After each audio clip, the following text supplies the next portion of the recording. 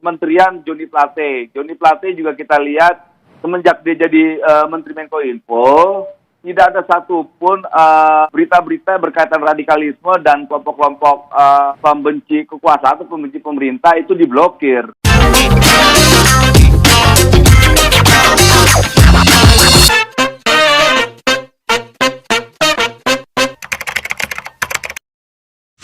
Oke,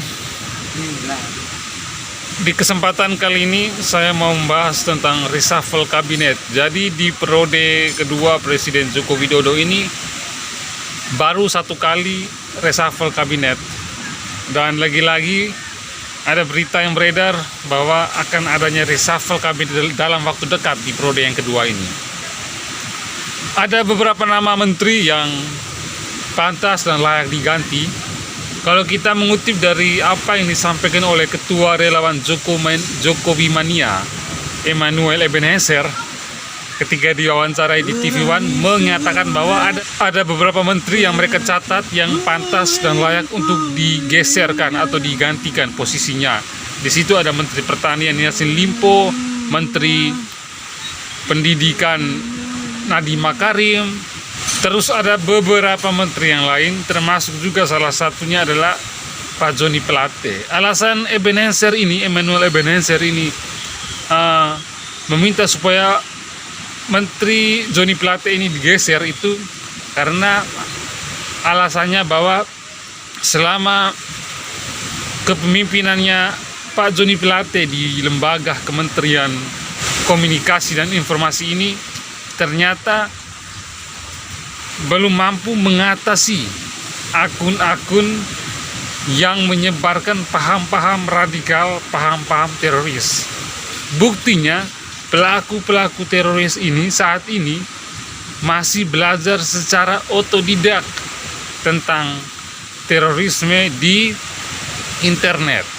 Artinya bahwa Kementerian Komunikasi dan Informasi ini belum mampu atau belum sanggup untuk menghapus website-website yang isinya tentang radikal, tentang teroris, dan lain sebagainya.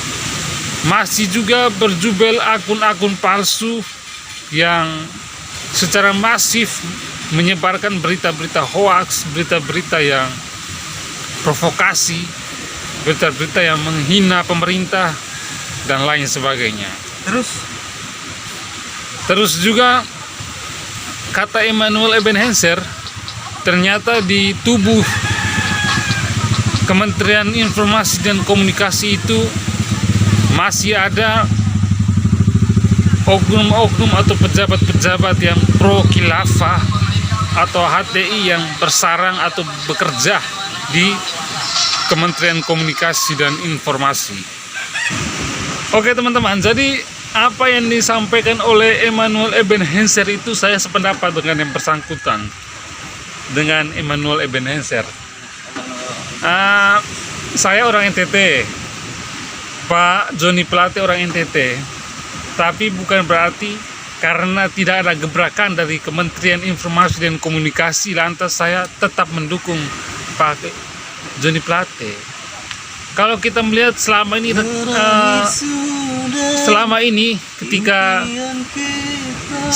di masa kepemimpinan Pak Joni Plate di Kementerian Komunikasi dan Informasi ini, saya melihat tidak ada perubahan yang signifikan yang dibuat oleh Pak Joni Plate. Apalagi Pak Joni Plate ini tidak memiliki rekam jejak di dunia digital.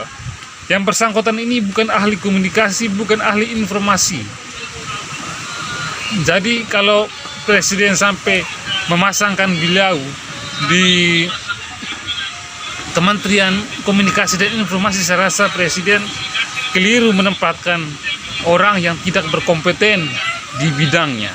Jadi seperti yang disampaikan oleh Emmanuel Ebenezer, saya sependapat bahwa Pak Joni Plate ini tidak mampu untuk men-take down akun-akun yang sering menyebarkan provokasi, hoaks, dan kebencian.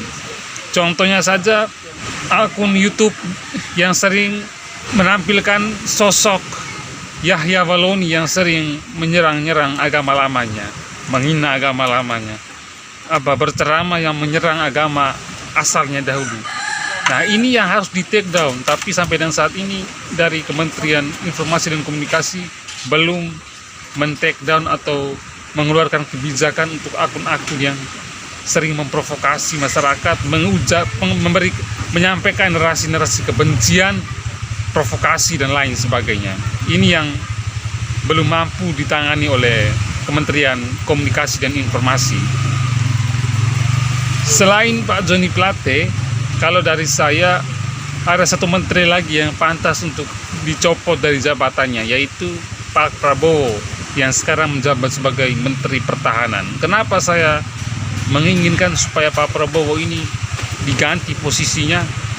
Karena selama dia menjabat sebagai Menteri Pertahanan ini, Prabowo belum pernah mengeluarkan statement-statementnya atau pernyataan-pernyataan yang bersangkutan dalam dunia pertahanan.